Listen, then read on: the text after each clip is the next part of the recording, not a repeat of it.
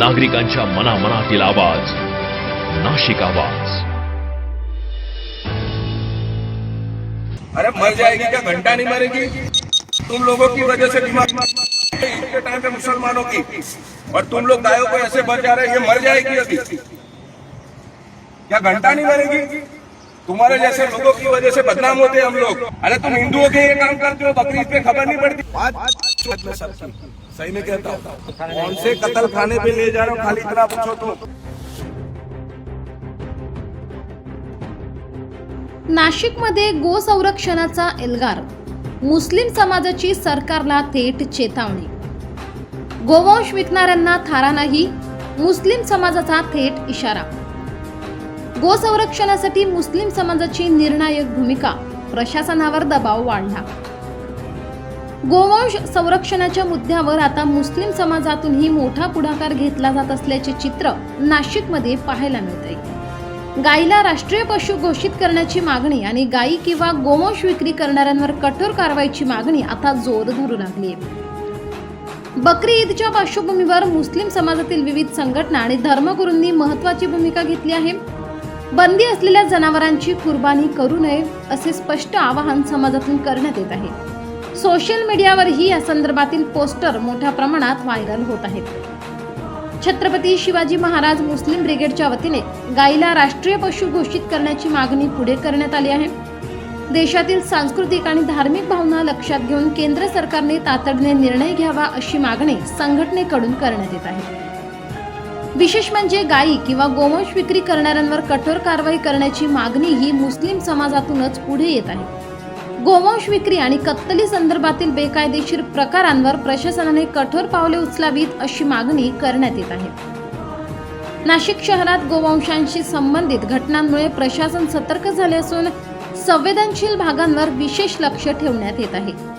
कायदा आणि सुव्यवस्था अबाधित राखण्यासाठी पोलीस यंत्रणाही सक्रिय झाली आहे।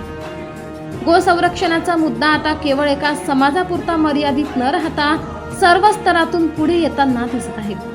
मुस्लिम समाजातून पुढे आलेली ही भूमिका राज्याच्या राजकारणात आणि सामाजिक वातावरणात चर्चेचा विषय ठरत आहे। मुसलमान डरता किसी के बाप से नहीं है, बस कायदे कानून का पालन करते हैं, सम्मान करते हैं, संविधान के दायरे में रहकर अपना काम करते हैं। जो लीगल है लीगल है, जो लीगल चीज है अलाउड है उसकी कुर्बानी कर रहे हैं, जो इलीगलिटी है उसकी कुर्बानी नहीं करी जा रही है। लेकिन इस तरह से आपको डराना भरम फैलाना ये अच्छी बात नहीं है। आपको इशू क्या है कि नहीं गाय का नहीं होना चाहिए, कौन कर रहा है बताओ ना मेरे को। हाँ, तो मेरा तो यही बोलना है, बड़े बड़े उलमा इकराम ने कहा, मौलाना ने कहा कि आप ठीक है गाय को राष्ट्र पशु घोषित कर दो। एक बार राष्ट्र पशु घोषित हो गया तो कोई ना उसको बेचेगा, ना खरीदेगा, ना सेल करेगा, ना काटेगा, ना खाएगा। मगर भारत देश में होना चाहिए पूरी जगह। गोवा के अंदर क्या करेंगे ये लोग?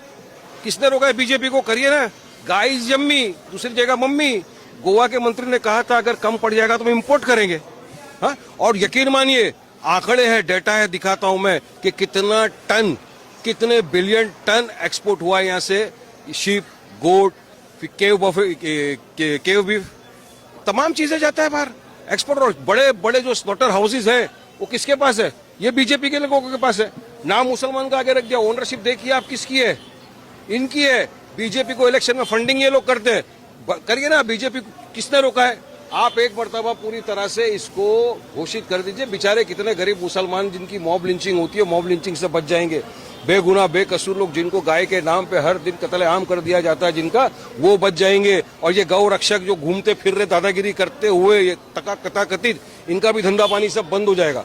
करिए, लेकिन मुसलमान पूरा कायदा कानून का पालन करते हुए, संवैधानिक तौर से प्रॉपर गाइडलाइंस को फॉलो करते हुए कुर्बानी करता है। मगर इनको हर कानून कायदा सिर्फ बकरीद के पहले याद आता है। ये मकोका की लगाने की बात करें, लगाइए तो पूरे राउंड द ईयर चलेगा कि खाली बकरीद तक रहेगा?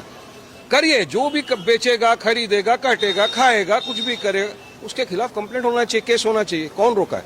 मगर डराने का नहीं, त्योहार सबको मनाने का अधिकार है। हम भी पूरी गाइडलाइंस फॉलो करते हुए, संवैधानिक तौर से कायदे कानून का पालन करते हुए। नाशिक आवाज, नाशिक।